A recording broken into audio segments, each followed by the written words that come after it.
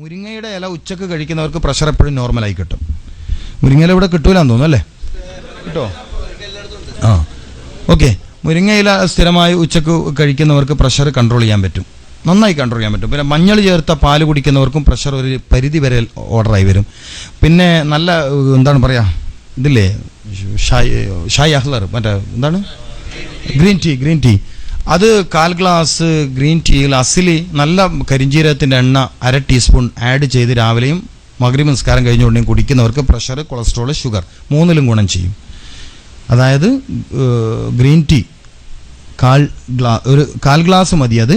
അതിൽ 1/2 teaspoon black seed oil, കരിഞ്ജീരകത്തിൻ്റെ എണ്ണ ചേർത്ത് കഴിക്കുന്നവർക്ക് പ്രഷർ, ഷുഗർ, കൊളസ്ട്രോൾ കൺട്രോൾ ചെയ്യാൻ പറ്റും.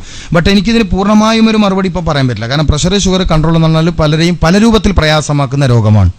ഇതിന് ഭക്ഷണം ശ്രദ്ധിക്കാനുണ്ട്, ചിന്ത ശ്രദ്ധിക്കാനുണ്ട്, പ്രാർത്ഥന ശ്രദ്ധിക്കാനുണ്ട്, രാവിലെ ഉറങ്ങി എണീക്കുന്ന സമയം ശ്രദ്ധിക്കാനുണ്ട്.